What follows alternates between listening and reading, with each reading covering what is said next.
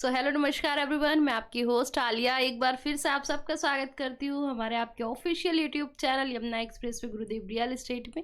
हम आगे एक नई न्यूज़ के साथ आपके सामने। आज न्यूज़ निकल कर आ रही है सेक्टर 22E से, जो कि यमुना एक्सप्रेसवे पे यमुना प्राधिकरण का इंस्टीट्यूशनल सेक्टर है। इसके अंदर इंस्टीट्यूशन के लिए किस तरह से लैंड को प्लान किया जा रहा है, कैसे उनकी एक्वायरमेंट होगी, इस पे ये न्यूज़ पूरी बेस्ड है। और कौन कौन सी यूनिवर्सिटी और कितनी बड़ी एरिया में यहाँ आने वाली है आने वाले समय में, उस पर ये पूरी न्यूज़ बेस्ड है। तो आप एंड तक इस न्यूज़ में जुड़े रहिए, आपको बहुत सारी इन्फॉर्मेशन यहाँ से देखने को मिल जाएगी। तो आइए वीडियो स्टार्ट करते हैं। येडा सिटी सेक्टर 22E, येडा सिटी का सेक्टर 22E बनेगा शिक्षा का सबसे बड़ा हब। नोएडा प्राधिकरण नोएडा एयरपोर्ट के पास विकसित होने वाला सेक्टर 22E शिक्षा का सबसे बड़ा हब बनेगा। इससे आगामी योजनाओं के लिए जमीन की कमी नहीं होगी। किसानों से आपसी सहमति के आधार पर लगभग 17 हेक्टेयर जमीन खरीदने की प्रक्रिया को शुरू कर दिया गया है। साथ ही चुनाव की वजह से किसी भी तरह से काम प्रभावित ना हो, इसलिए 15 मार्च को ही सूचना जारी कर दी गई थी। और वहीं फिल्म सिटी और मेडिकल डिवाइस पार्क की बाकी जमीन भी प्राधिकरण किसानों से सहमति के आधार पर खरीदेगा। इसके साथ ही आगे की देख लेते हैं अपडेट क्या है। दरअसल नोएडा एयरपोर्ट के कारण अंतर्राष्ट्रीय स्तर के कई शिक्षण संस्थानों ने येडा सिटी में परिसर स्थापित करने में गहरी रुचि दिखाई है। इसे देखते हुए यमुना प्राधिकरण ने येडा सिटी के सेक्टर 22E और सेक्टर 17A को विश्वविद्यालयों के केंद्र के रूप में विकसित करने की योजना बनाई है। फिलहाल 3 विश्वविद्यालय यानी कि JBM, नरसी मोंजी और 4 स्कूल सेक्टर 22E में निर्माणाधीन है, इनमें काम चल रहा है। इस सेक्टर में 6 विश्वविद्यालयों की जमीन आवंटित करने की योजना है। वहीं सेक्टर 17A में गलगोटिया और नोएडा इंटरनेशनल यूनिवर्सिटी पहले से ही संचालन किया जा रहा है।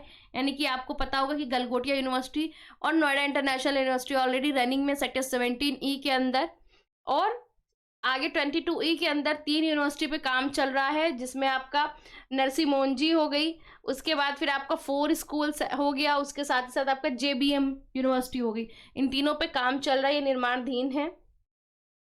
और आगे की प्लानिंग देख लेते हैं। आगामी योजना के तहत सेक्टर 22E में 50 एकड़ के 2 भूखंड व 26 एकड़ के 2 भूखंड और सेक्टर 17A में 30 एकड़ का भूखंड आरक्षित किया गया है। इसके लिए गांव मोहम्मदाबाद खेड़ा की लगभग 17 हेक्टेयर जमीन किसानों से सहमति के आधार पर खरीदी जाएगी। साथ ही इसकी सूचना जारी कर 15 दिन में आपत्ति मांगी गई है। इसके बाद जमीन खरीदने की प्रक्रिया को भी शुरू कर दी जाएगी।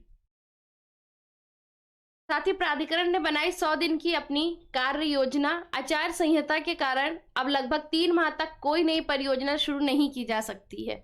ऐसे में प्राधिकरण ने 100 दिन की कार्य योजना पहले ही तैयार कर ली थी। इस दौरान सेक्टरों में डेवलपमेंट का काम काफी तेजी कर देगी प्राधिकरण, क्योंकि और भी कोई नई स्कीम इन 3 महीने की ड्यूरेशन में तो नहीं आने वाली है इलेक्शन की ड्यूरेशन में, तो इसलिए वो डेवलपमेंट पे ज्यादा फोकस करेंगे। उन्होंने अपनी ही पूरी प्लानिंग पहले से कर ली 100 दिन की, जिसमें आपकी सड़कों को पूरा करने की सहित अन्य अतिरिक्त विकास कार्यों में तेजी लाई जाएगी। साथ ही जमीन अधिग्रहण से प्रभावित किसानों को आबादी भूखंडों का आवंटन किया जाएगा, और इसकी प्रक्रिया भी संहिता लागू होने के पहले ही कर दी गई थी। तो ये पूरी अपडेट है।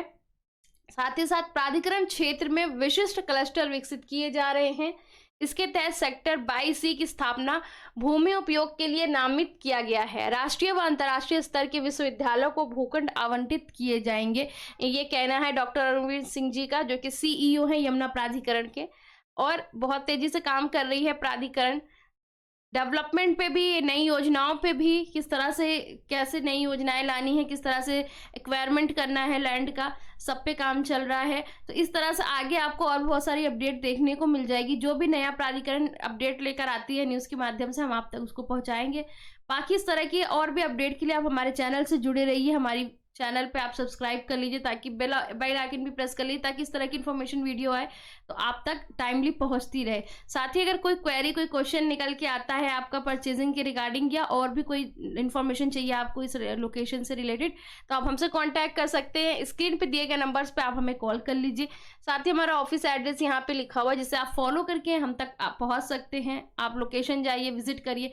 आपको बताते चले कि जो ये अभी का आपसे लेके जो आपका मई तक का मंथ है, इस मई तक के मंथ में परचेजिंग के लिए बहुत अच्छे ऑप्शंस हैं। जितना अच्छा हो सके आप परचेज कर लो। जो चाहिए आपने, जो लोकेशन आपने विजिट कर ली है, जो आपने ऑप्शन माइंड में रख रखा है, परचेजिंग के लिए बेस्ट टाइम चल रहा है, क्योंकि इसके बाद से फिर रेट बढ़ना शुरू हो जाएगा। और बेनिफिट यही रहेगा कि अगर आज आप कोई चीज़ 2 रुपए की खरीद रहे हो, कल वो 3 रुपए की हो जाए तो उसमें आपका फायदा है। आज कोई चीज़ 2 रुपए की है, जब वो 2.5 रुपए के आसपास पहुंचने लगी तब आप उसे खरीदना शुरू करोगे।